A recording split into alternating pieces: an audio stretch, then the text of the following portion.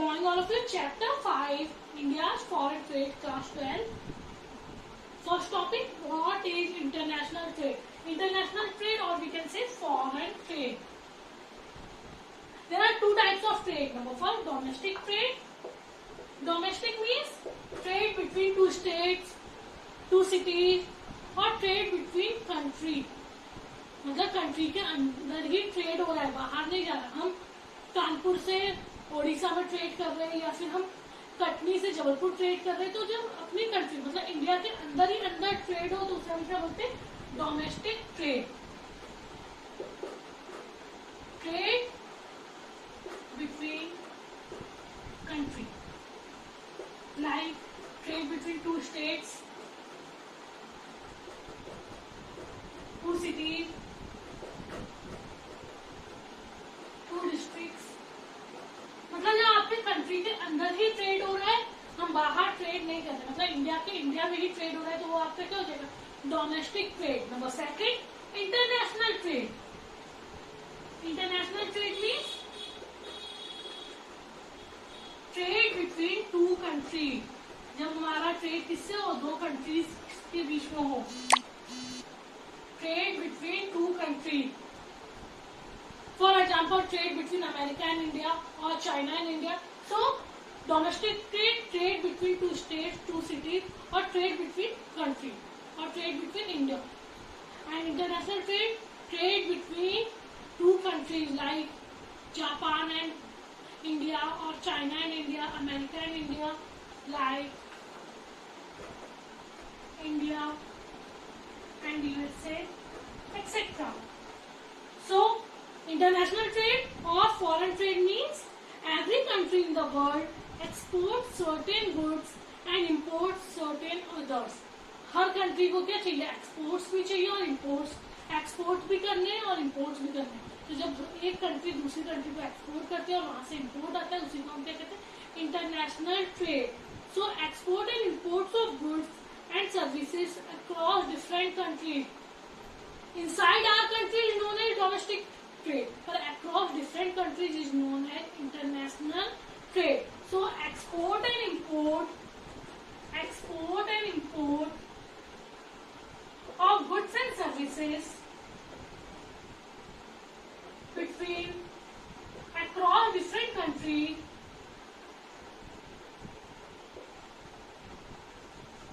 is known as international trade. Clear? So international trade मतलब trade between two countries or more than two countries is trade across different countries is known as international trade. And domestic trade means trade inside our country, like two cities, two districts, two states, etc. Clear all of it? Domestic trade अपनी country में trade हो रहा है, हम बाहर सामान नहीं बेच रहे, अपनी कंट्री के दो स्टेट्स, दो सिटी, दो डिस्ट्रिक्ट से स्टेट से सिटी में सामान जा रहा है, मतलब अपनी कंट्री के अंदर ही अंदर क्या हो रहा है? जो ट्रेड हो रहा है. इंटरनेशनल जब हम दूसरी कंट्रीज से, चाहे वो अमेरिका हो, चाहे चाइना हो, चाहे जापान हो, चाहे रूस हो, इन सबके साथ ट्रेड करने लगे तो वो आपका क्या हो जाएगा? International trade. Clear? Next topic, India foreign trade at the time of independence. हम फर्स्ट चैप्टर में पढ़ चुके हैं. At the time of independence, what was the condition of India's foreign trade? So, India's foreign trade at the time of independence. Number first,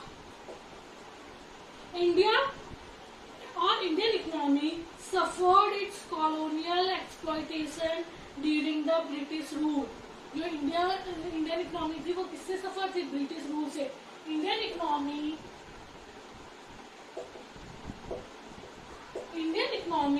suffered its colonial exploitation by British.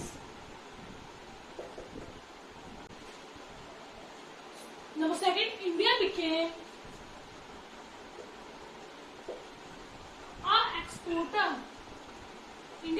an exporter of raw material. और raw material means जो raw material था, जो agricultural related products था, उसका India क्या बन गई थी? एक एक्सपोर्टर बन गई थी. वो पूरा का पूरा कहाँ बेचती थी? ब्रिटेन में बेचती थी. India became an exporter of raw material and importer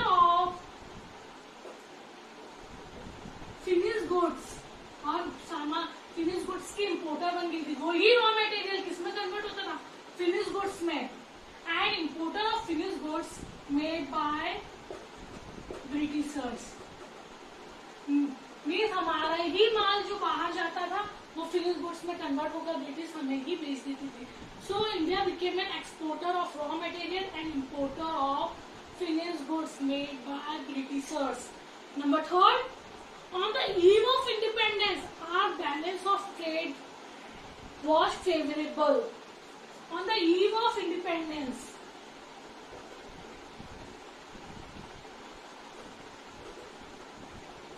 our balance of trade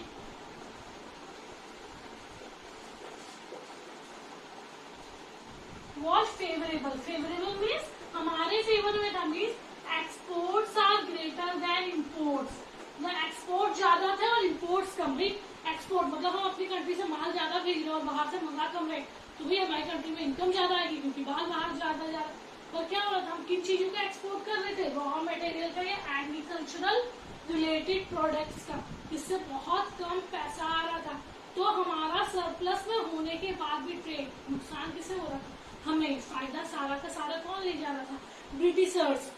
so on the eve of independence our balance of trade was favourable. Favourable means when exports are greater than imports, but benefit only to Britishers.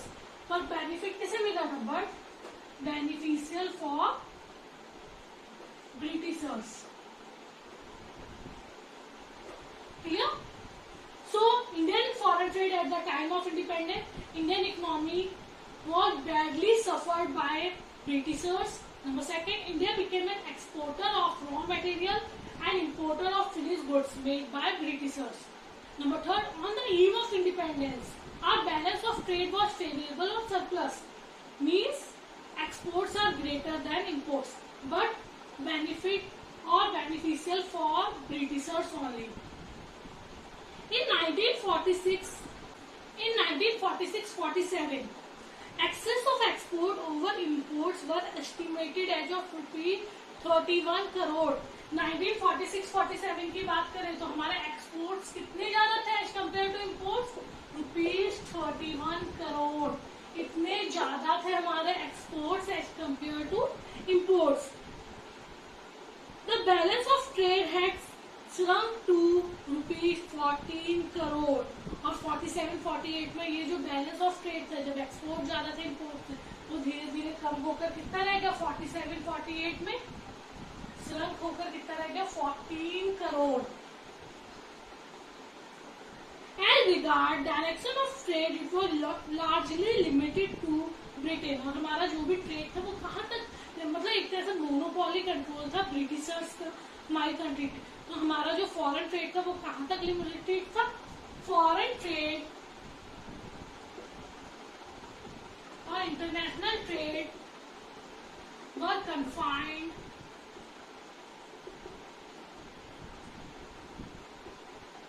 To Britain. So, our balance of trade, it was largely confined to Britain, simply because the British rulers exploited the Indian economy as a source of raw material and as a market for their exports. और main reason क्या था? Raw material चाहिए था Britishers को, इसलिए exploit कर रहे थे. और साथ ही साथ उन्हें एक मार्केट चाहिए था अपना माल बेचने के लिए, इसलिए भी हमारी कंट्री को एक्सप्लॉइट कर रहे थे. सो इंडियन इकोनॉमी और India foreign trade at the time of independence. Number first, Indian economy suffered its colonial exploitation by British rule. Number second, India became an exporter of raw material and importer of finished goods. Number third, on the eve of independence, our balance of trade was favorable. Favorable means when exports are greater than imports, but beneficial for Britishers only. Number four, India's foreign trade or international trade were limited or confined to Britain, because the British ruler exploited the Indian economy as a source of raw material and as a market for their finished goods or for exports. Clear?